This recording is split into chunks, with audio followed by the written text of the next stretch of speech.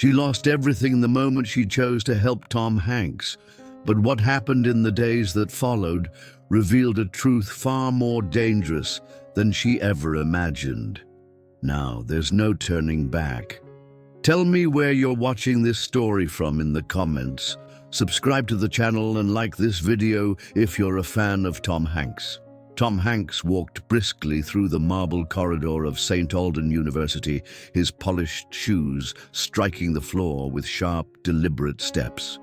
The building was ancient, a Gothic structure with towering spires and stained glass windows that filtered the afternoon light into fractured patterns of crimson and gold. Dust motes floated lazily in the beams, but the silence was unnerving, too quiet, as if the walls themselves were holding their breath. The air smelled faintly of old books, varnished wood, and something else, something metallic. As Tom passed rows of dark oak doors, he hesitated in front of room 104, his hand hovering over the handle. It wasn't part of his plan to stop, but something told him he had to.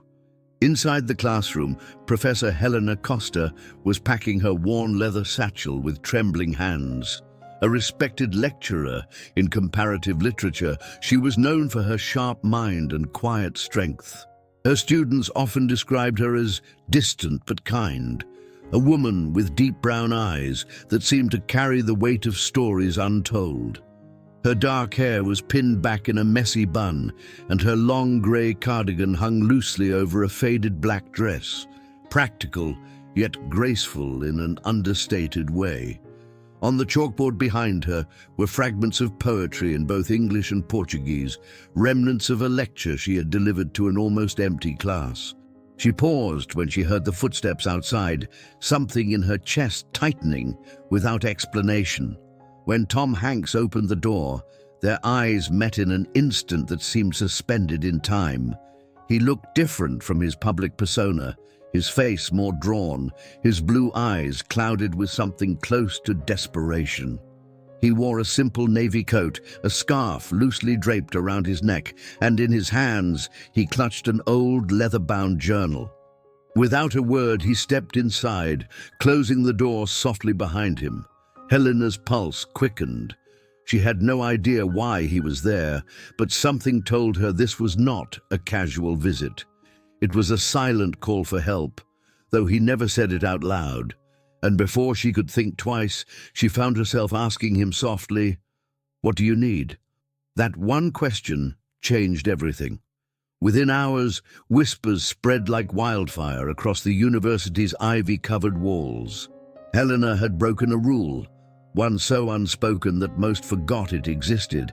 By helping Tom Hanks that night, she unknowingly crossed a line that no professor at St. Alban had ever dared approach. The very next morning, she was summoned by the dean, handed a thin white envelope, and told in clipped formal words that her contract had been terminated, effective immediately. She walked out of the office stunned. The campus she had once called home, now a place of cold stares and murmured rumors. What no one understood was why she did it, and what she couldn't yet understand was what it had set in motion. St. Alban University was nothing like the modern institutions built from glass and steel. It stood like a relic of another era at the edge of a sprawling, fog-draped forest in northern England.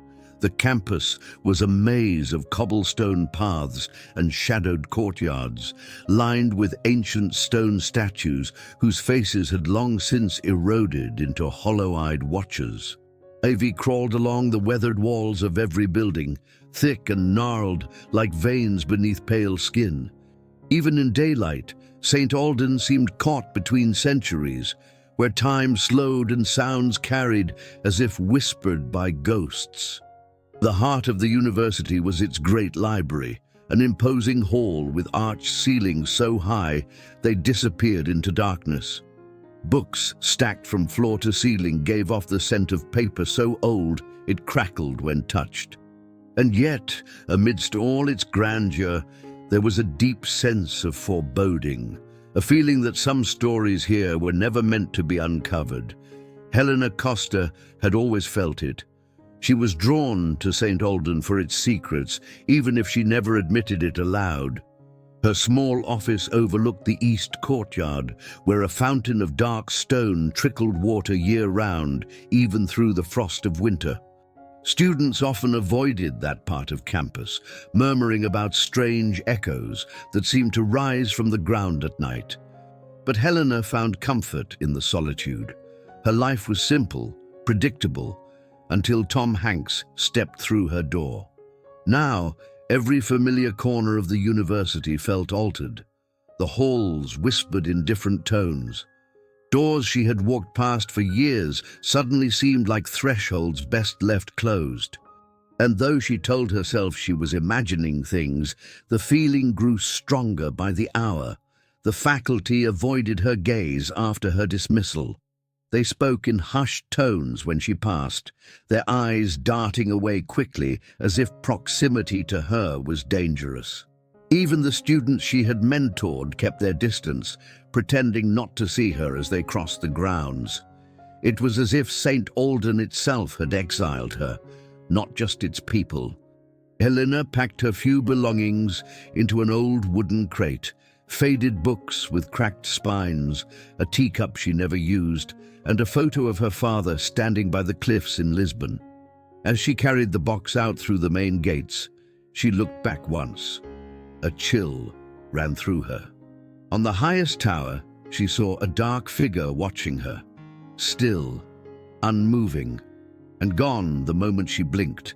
The city of Renmore, where Helena lived, lay 2 hours south by train.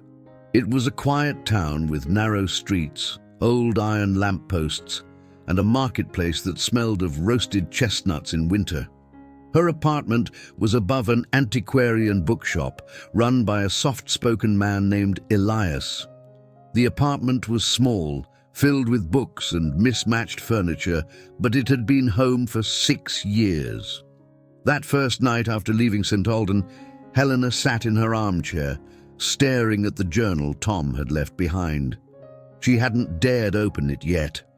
The leather was cold to the touch, its cover marked by a symbol she didn't recognize, something that looked ancient, maybe even older than the university itself. Every instinct told her not to read it, but curiosity has a weight, and by morning, it was unbearable. The town felt different the next day. The streets were quieter. A heavy mist hung low, muffling the sound of footsteps and dulling the glow of street lamps. Elias had left a note on his door, closed for personal reasons. Helena rarely saw him take a day off. As she walked toward the train station to clear her head, she noticed something odd. A man she didn't recognize stood by the fountain in the town square, staring at her as if waiting for something. His coat was dark, almost black, and his posture was rigid. But when she blinked, he was gone. She shook her head, trying to convince herself it was nothing. And then her phone buzzed. A message from an unknown number. "We need to talk about Tom Hanks. Meet me at platform 3, now." The station was nearly deserted when she arrived. Trains came and went in the mist like silent shadows, and the few travelers who lingered seemed distant, detached from reality. At platform 3, a figure leaned against an iron pillar, his face obscured by a wide-brimmed hat. He was reading a newspaper, but Helena noticed his hands, gloved in leather, fingers unmoving despite the cold. She approached cautiously, her pulse loud in her ears. Without looking up, the man spoke. "You opened the door. You shouldn't have." His voice was low, edged with something that made the hair on her arms stand on end. Before she could ask what he meant, he handed her a folded piece of paper and turned away. She called after him, but he was already gone, swallowed by the fog. Helena unfolded the note slowly. It was handwritten, the ink slightly smudged as if in haste. "They are watching you now. Whatever happens, do not go back to St. Alban. Do not trust anyone who mentions Tom Hanks." Her breath caught. She glanced around, suddenly aware of every sound, every movement. The journal in her satchel seemed heavier than before. She knew she had a choice: leave Renmore behind and disappear, or stay and uncover why everything in her life had unraveled the moment she chose to help him. And why no one, not the university, not the town, not even strangers, wanted her to find out the truth. That night, back in her apartment, Helena finally opened the journal. Its pages were filled with symbols and diagrams, notes in languages she didn't recognize. Some of them seemed like ancient maps. Others were lists of names, some crossed out in thick black ink. But one page made her breath hitch. It was a sketch of the St. Aldan Library, but not as she remembered it. There were markings beneath the building, hidden chambers carved deep underground. And a date was scrawled across the top in red: March 24th, 1 week from now. Her mind raced. Something was going to happen, and she realized then this wasn't about Tom Hanks. It was about what he had found. Helena Costa was a woman who had built her life around silence. Raised in Lisbon by a father who spoke more to ancient texts than to his own daughter, she had grown accustomed to finding comfort in the things left unsaid. Now, at 38, she wore her solitude like a well-fitted coat. At St. Aldan University, students respected her intellect, but few dared to get close. Her dark brown eyes, often fixed on distant thoughts, gave the impression of someone who had seen something others hadn't. And maybe she had. She lived in quiet routines: black coffee at dawn, lectures by mid-morning, and long walks through the ivy gardens at dusk. Until Tom Hanks walked into her life, and nothing made sense anymore. She wasn't the kind of professor who sought admiration. Her wardrobe was simple: grey cardigans, black dresses, leather boots worn smooth from years of pacing library floors. Her hair was always tied back in a loose bun, a few strands falling over her temple, no matter how tightly she pinned them. But there was something captivating about her presence, a quiet authority that made people listen, even when she said very little. Beneath the surface, however, was a woman carrying scars no one could see. Her mother had died under strange circumstances when Helena was 9. Her father disappeared without explanation years later. These were losses she had never spoken of, not even to herself. Tom Hanks wasn't supposed to be there. Not at St. Aldan, not in her classroom. Yet there he stood, holding an old leather journal like it was the last valuable thing he possessed. He looked tired, different from the man the world knew. His face was thinner, his blue eyes clouded with something between desperation and guilt. His hands trembled slightly as he placed the journal on her desk. He didn't introduce himself. He didn't have to. But the first thing he said wasn't a greeting. It was a warning. You can still walk away. And Helena, despite everything she had learned about staying detached, didn't walk away. She asked him to sit. He never explained why he had come to her. Not fully. Only that he had been searching for answers and found St. Aldan was the key to something he had spent years trying to forget. The journal wasn't his. He had recovered it from someone who had died under mysterious circumstances, a woman who had been on the faculty at St. Aldan 3 decades earlier. And now Tom claimed he was being followed, watched. "They know I have it," he told her, voice low, almost apologetic. "And now they'll know you have it too." It was the moment Helena realized that her life, once predictable and safe, was about to unravel in ways she couldn't imagine. Helena had a gift, though no one ever called it that. She could see patterns where others saw noise.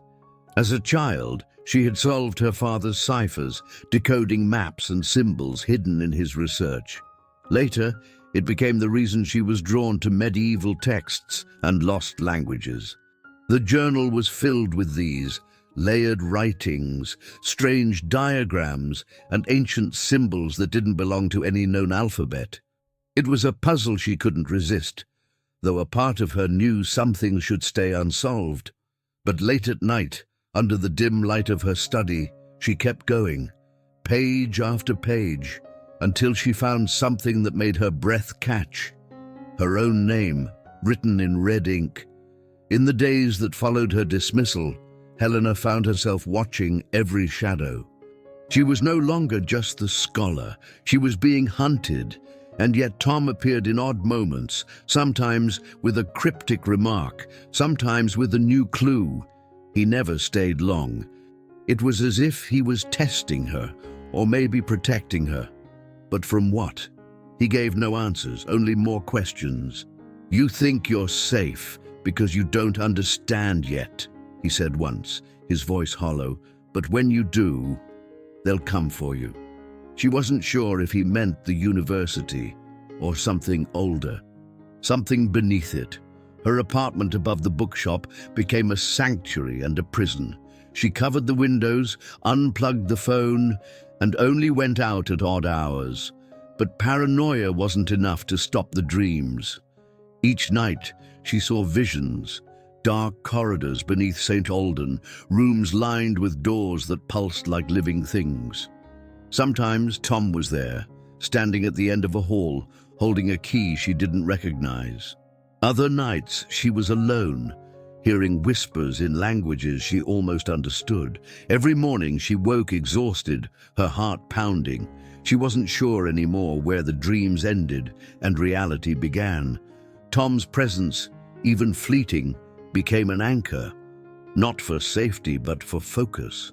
There was something about the way he watched her that made her think he knew more than he let on. He had been carrying this burden for years, maybe longer, and she suspected he had made sacrifices to keep it hidden.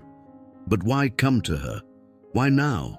In one rare conversation, as they sat on a bench by Renmore's riverbank, Tom said something she never forgot. "You're not the first, but you might be the last." He left before she could ask what he meant. She never saw him look back.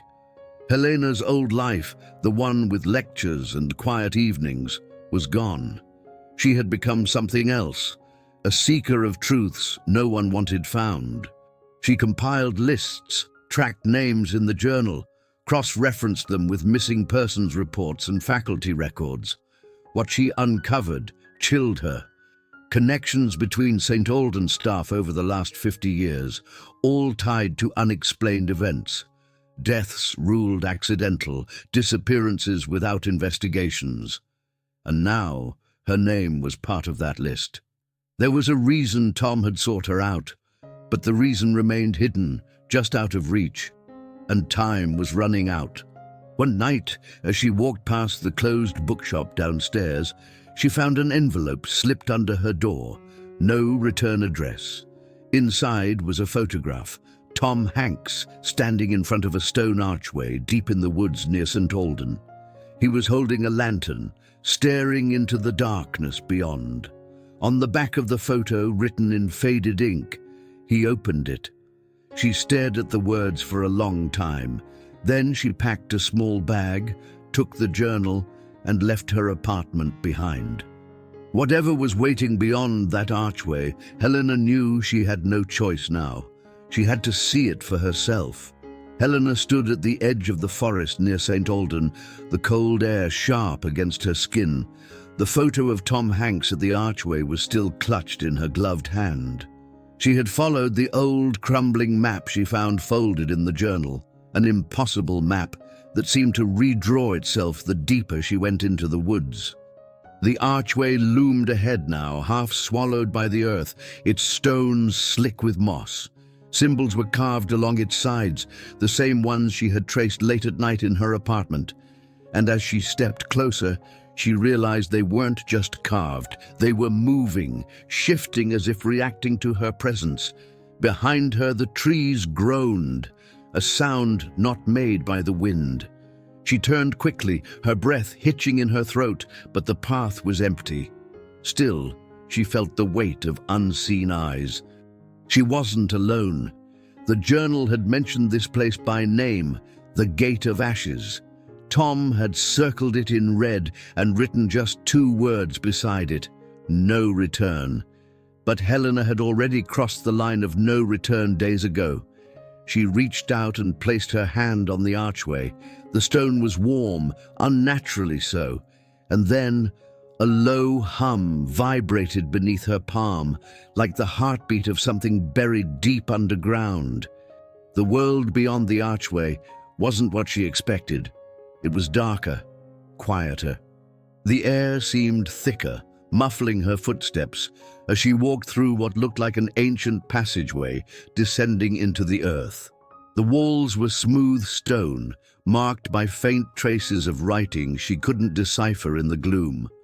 She followed the tunnel downward, the journal's map her only guide. As she walked, memories surfaced. Her father's voice reading old myths about doors that should never be opened, about things that waited behind them. And then she heard it, breathing, not her own. Slow, deep breaths echoing ahead of her in the dark. When she finally emerged from the passage, Helena found herself in a vast underground chamber, lit by a dim, golden light that seemed to come from nowhere. Massive shelves of books and scrolls lined the walls, and stone statues stood in silent rows, their faces covered by hoods carved from the same grey rock. But it was the center of the room that stole her breath. There, on a raised platform, stood Tom Hanks. He was staring down at a circular stone table etched with more symbols. His expression was unreadable, caught somewhere between awe and terror. When he spoke, his voice echoed strangely. "You shouldn't have followed me." Tom looked older now, the lines on his face deeper, his eyes duller. He didn't seem surprised to see her. He told her this place was called the Archive of Names, a hidden vault beneath St. Alden that recorded every person who had ever vanished from its grounds. He gestured to one of the statues. Helena stepped closer and felt her stomach twist. It wasn't a statue, it was a person. Flesh turned to stone, eyes frozen in a silent scream. "This is where they end up," Tom said quietly. "Everyone who learns the truth." And then he handed her a book, small and bound in black leather, with her name embossed on the spine. Helena refused to open the book at first. Tom insisted. "You need to understand," he said. She hesitated, but when she finally did, the pages weren't blank. They were filled with moments from her life, memories she hadn't thought of in years, things no one else could have known. And then, pages from a future that hadn't happened yet, a future where she never left this place, where her name was spoken only in whispers, remembered as a cautionary tale. Her hands shook as she shut the book. Tom watched her with something like pity. "It's already been written," he told her. "All of it." She ran, back through the tunnel, back toward the surface, but the path had changed. It was longer now, twisting in impossible directions. The hum from the archway grew louder behind her, a pulse that reverberated through the stone. Shadows moved along the walls, following her. She stumbled, breath ragged, until finally the faint grey light of dawn broke ahead. When she emerged, she realized she wasn't at the edge of the forest. She was back on campus, but St. Alden had changed. The ivy was dead, the windows broken, it was abandoned. And as she walked through the ruined halls, she realized there was no one left. In the center of the old library, she found Tom again. He stood at the edge of the great hall, staring at the sky through a broken ceiling. It was dusk again, though she had left at dawn. Time wasn't moving the way it should. "You shouldn't have left," he said, his voice tired. "Now it's begun." Before she could ask what he meant, a sound like stone grinding on stone filled the air. The statues she had seen underground were here now, moving, their hollow eyes fixed on her.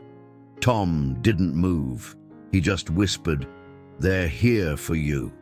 Helena ran once more, but there was nowhere to go. Doors that should have opened were sealed shut. Corridors looped back on themselves. She found herself in the same hallway over and over again. Finally, she stopped running.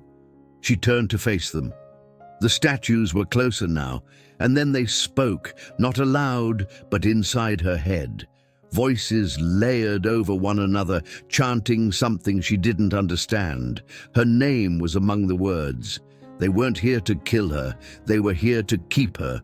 Tom's last words to her echoed through the empty space.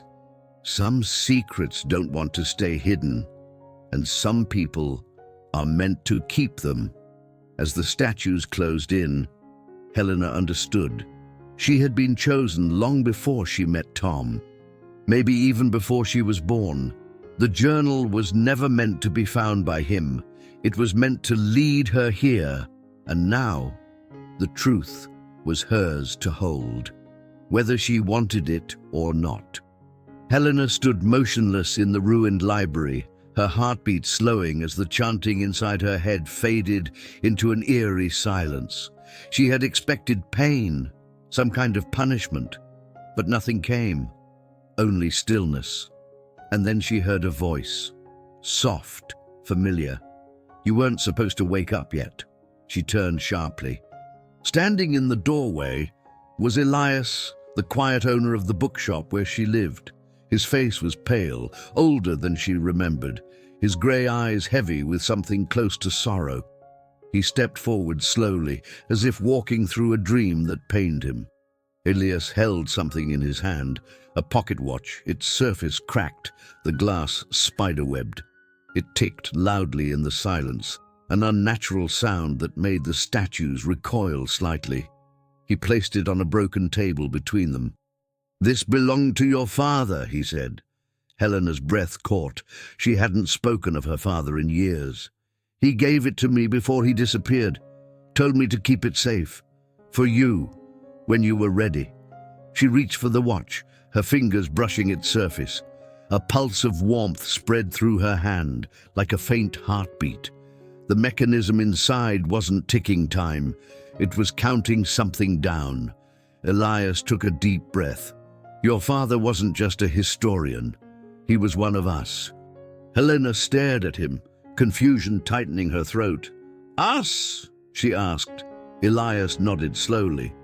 We were the keepers, guardians of the archive. We didn't just protect knowledge, we protected the boundary between it and them. He gestured toward the statues, who now stood perfectly still, silent witnesses. But your father made a mistake. He opened the wrong door, and when he did, he knew someone else would have to fix what he couldn't. His voice broke slightly. That someone was always going to be you.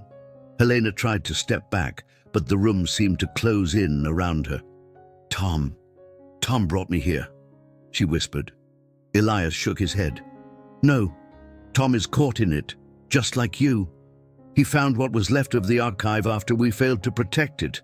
But you were the key, Helena. You always were. He was meant to find you, to bring you here, so you could do what we couldn't. She felt the weight of those words settle in her chest. It wasn't chance. It wasn't coincidence. Everything had been planned before she was even born. Elias moved closer. The journal wasn't meant to scare you. It was meant to guide you. He took out another object from inside his coat, a small iron key, ancient and rusted, with symbols that matched those in the book. This unlocks the vault, the true archive, what's above, the library, the school. It's all a shadow of what's beneath. You've only seen the first layer. Helena's hands trembled as she took the key. It was colder than the watch, heavier than it should have been. Why me? She asked. Elias looked at her with something like regret. Because you were born into it, and because you're the last. She remembered the old photo she kept of her father, standing by the cliffs in Lisbon. There had always been something strange about it. Behind him, carved faintly into the stone, was the same symbol from the journal. It wasn't just a family heirloom. It was a warning, a message. Her father had known what was coming. Elias touched her shoulder gently. "You have one chance," he said quietly. "Seal the vault. End this, or everything we tried to protect will be lost." And then, almost as an afterthought, "Tom has already started the process. He doesn't even realize it." Helena's mind raced. Tom had seemed desperate from the beginning, but was he truly unaware? Or was he leading her deeper into something he couldn't control? Elias must have seen the doubt in her expression. "He's trapped," he explained. "The moment he entered St. Alden, he became part of it. That's why he keeps coming back, why he disappears. He's tied to the archive now, and soon you will be too, unless you finish what your father started." The room darkened as Elias spoke, the golden light fading. The statues began to move again, slow and deliberate, as if the decision she was about to make mattered to them as well. Elias handed her the pocket watch again. Its ticking had slowed, each second heavier than the last. "You need to go now," he said. "The vault won't stay closed much longer, and once it opens, there's no closing it again." Helena's throat was dry. She wanted to ask what was behind the vault, what it was she was sealing away, but the look in Elias's eyes told her she didn't want to know. Some truths weren't meant to be understood, only contained. She tucked the watch into her coat pocket, gripped the iron key tightly, and took one last look at the statues. Their faces seemed less cruel now, more resigned. As Helena left the library, the corridors of St. Alden seemed to shift around her.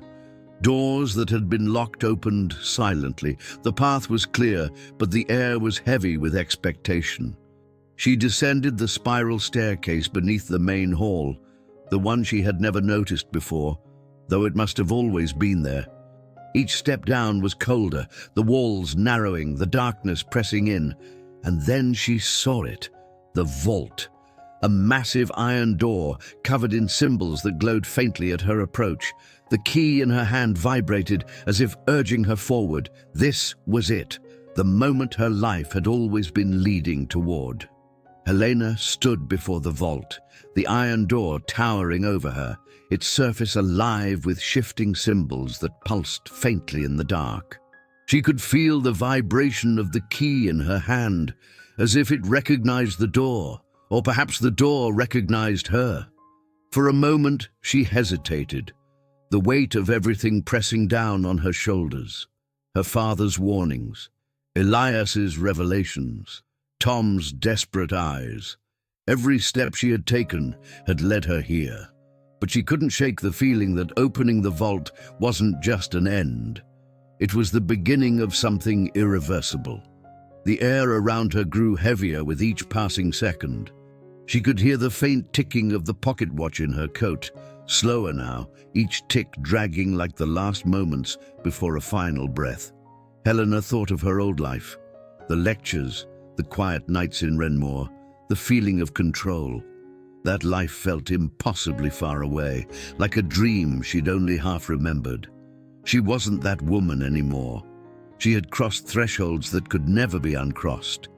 And yet beneath the fear, there was something else, a strange calm, a sense that this was where she had always belonged, whether she had chosen it or not. She ran her fingers over the iron key, its edges worn smooth by time. Her father's hands had held this once, so had Elias's, and now it was hers. The legacy of the keepers had fallen to her, not by accident, but by design. Helena had spent her life believing she was in control of her path. Now she understood that control had always been an illusion, and yet there was still a choice. She could leave the vault sealed, walk away, and let the world above forget this place existed, or she could open it, confront whatever lay beyond, and risk everything to end it once and for all. The silence around her was oppressive. Even the statues in the upper levels seemed to be holding their breath. She thought of Tom. Was he still trapped, waiting for her decision to free him?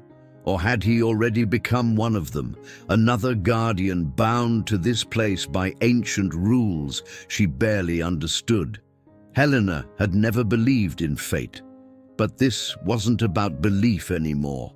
It was about responsibility. She took a deep breath and stepped closer to the vault. The key glowed faintly in her hand now, warm and heavy. She slid it into the lock.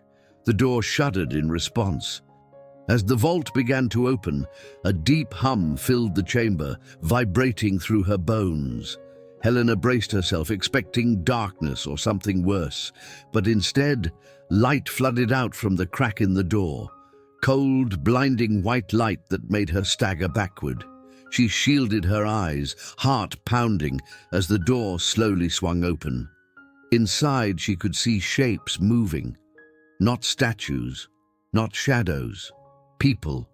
Some she recognized from photographs and university records. Some she had seen in the journal, and among them, standing at the center, was Tom Hanks. His expression was calm now, no longer desperate or haunted. He stood tall, his hands at his sides, as if waiting for her to step inside. "You made it," he said, his voice clearer than she had ever heard it.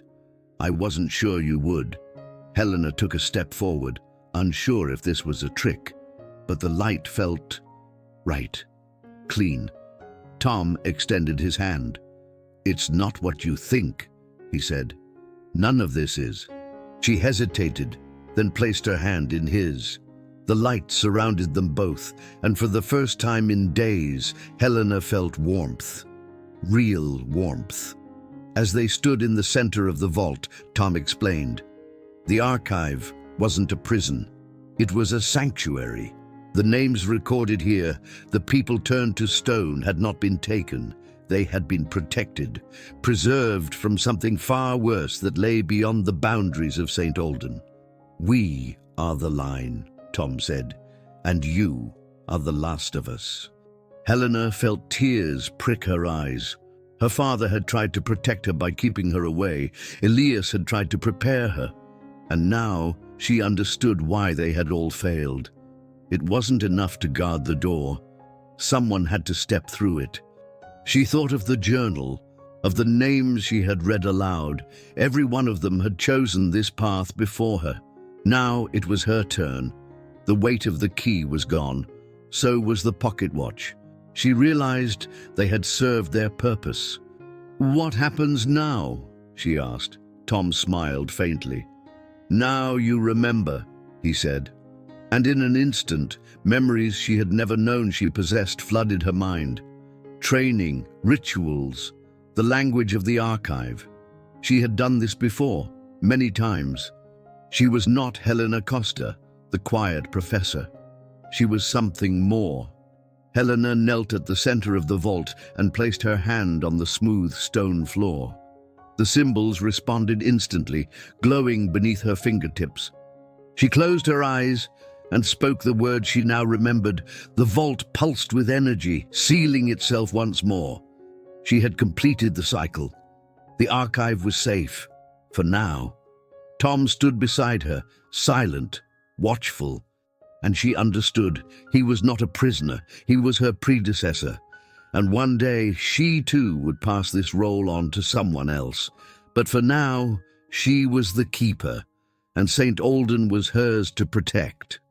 Days turned into weeks, though time no longer moved the same way within the grounds of St. Alden. Helena Costa stood at the highest point of the university's main tower, overlooking the forest beyond. The world seemed quiet now. The constant weight she had carried for so long finally lifted. Below her, the old stone halls no longer appeared abandoned. Life had returned to St. Alden, not in students or lectures, but in its true purpose as a sanctuary. The archive was sealed once more, and for the first time in generations, there was peace. But Helena knew it wouldn't last forever. She moved through the empty corridors like a guardian walking familiar paths. There was comfort in the silence now, no longer oppressive but sacred. Every statue, every closed door was a reminder of those who had come before her, those who had chosen this role with full knowledge of its price. Her father's journal rested in the center of the great hall, its pages no longer ominous, but a guide for whoever would come next. Helena smiled faintly as she ran her hand across its worn cover. She understood now why he had left, why he had let her find her own way here. Sometimes at dusk, she saw Tom Hanks standing by the western gate. He never spoke, but his presence was reassuring. He was no longer trapped. Neither was she. They were the bridge between the world outside and the truth within these walls. And when the time came, they would both know how to welcome the next keeper. For now, their duty was to protect, to observe, and to remember. There was a sacredness to remembering. It was the only thing that kept the darkness beyond the vault from slipping through. Helena had once thought her life was small. She had been a professor, a scholar, a woman who found comfort in old books and quiet places. But now she saw the truth. Those quiet years had been her preparation. Every book she had read, every lecture she had given, was a thread in a much larger tapestry. She wasn't living in the shadow of her father's legacy. She was fulfilling it, not out of obligation, but out of understanding. And the peace she felt wasn't because she was safe. It was because she was exactly where she was meant to be. There were days when she missed Renmore, the streets lined with iron lampposts, the smell of roasted chestnuts in winter, the warm familiarity of Elias's shop. But she knew she could never return there. Not really. That life had been a threshold, a waiting room. She wasn't part of that world anymore, and yet she watched it from afar, through windows that no longer reflected her image. Sometimes she wondered if anyone there remembered her. And if they did, whether they whispered her name as part of some distant story no one fully understood. One evening, Helena found a letter tucked beneath the old fountain in the east courtyard. There was no name, no return address, just a single sentence written in careful, deliberate script: "The vault never stays closed for long." She folded the paper and placed it in the journal. It wasn't a threat. It was a truth. She had always known it, even if she hadn't admitted it aloud. And when the vault opened again, she would be ready. She had to be, because what lay beyond it was patient, and it was always waiting. In the archive, she often read the names aloud, one by one, honoring them. They were not victims.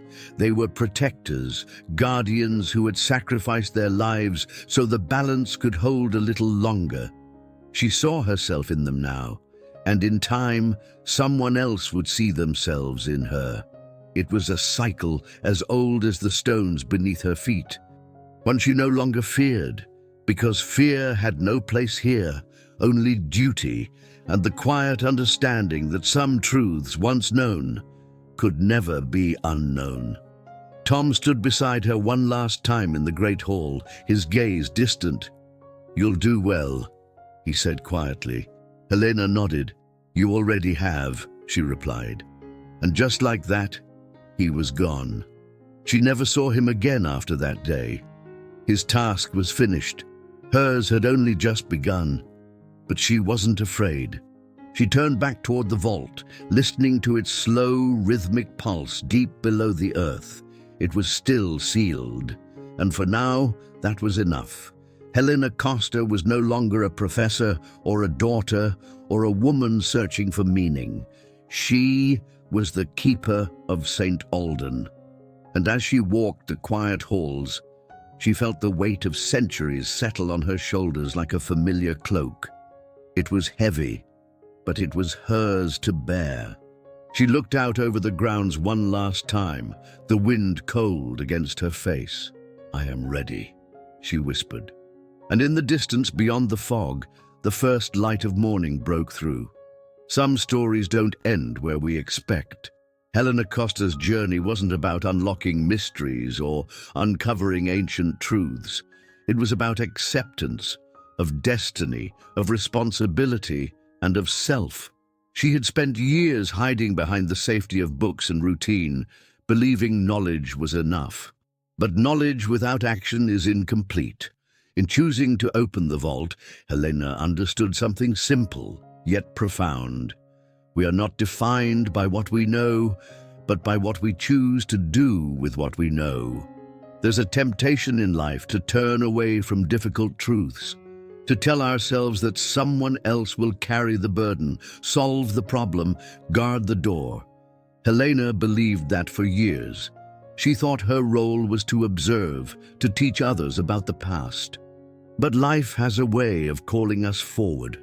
Sometimes we're chosen to be more than spectators. We are the ones who must step through the door, even if we're afraid of what lies on the other side. Her story reminds us that purpose isn't always something we choose.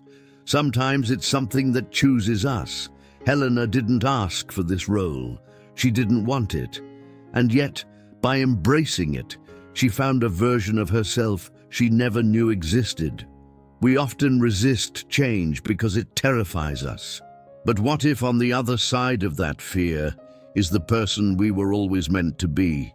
The life we are meant to live might only be waiting for us to have the courage to claim it. Helena's father once told her that some doors aren't meant to be opened. What he didn't say was that when those doors are already ajar, someone has to decide whether to close them or walk through. In our own lives, we face doors like these. Opportunities, challenges, responsibilities that feel overwhelming. It's easier to pretend we don't see them, but ignoring them doesn't make them go away. And often, facing them is how we discover who we truly are. The archive of names was never just a library of the forgotten. It was a testament to sacrifice and service, to the people who chose to protect others, knowing they might never be remembered. We don't have to be keepers of ancient secrets to understand that. Every day, ordinary people choose to stand in the gap, to protect, to guide, to carry burdens that aren't their own. We may not see their names written anywhere, but their impact shapes the world around us. Tom Hanks' role in Helena's life was more than that of a messenger. He represented what happens when we run from our purpose. When we avoid what we are meant to do, we become trapped by it. Tom found freedom when he finally embraced his role. And Helena found clarity when she stopped asking why and started asking how. How can I protect what matters? How can I take the next step? These are the questions that matter when the choice is ours to make. Helena's final lesson is simple but powerful. Some truths can't be unlearned. Once we know them, they shape everything we do going forward. But that knowledge isn't meant to destroy us. It's meant to awaken us, to remind us that what we carry, our memories, our stories, our choices, becomes the legacy we leave behind. And there is great strength in understanding that we are part of something much larger than ourselves. The vault will always exist in some form. In our lives, it might be a difficult conversation we've avoided, a decision we're afraid to make, a step we're hesitant to take. But just as Helena did, we have to decide whether to turn away or walk forward. And if we choose to step through, we may discover that what we feared wasn't the darkness, but our own potential waiting to be realized. St. Alban stands as a reminder. Our stories continue long after we think they've ended. Helena thought her life had ended the day she was dismissed from the university, but it had only begun. The end of one chapter is often the beginning of another, one we didn't expect, but are uniquely qualified to live. And in that new beginning, we find the strength to protect what matters most. So as you step away from this story, ask yourself, what door is waiting for you? What truth are you being called to carry? And who might be waiting for you on the other side of the choice you haven't made yet? Helena Costa chose to be the keeper, And maybe, in your own way, it's time you did too.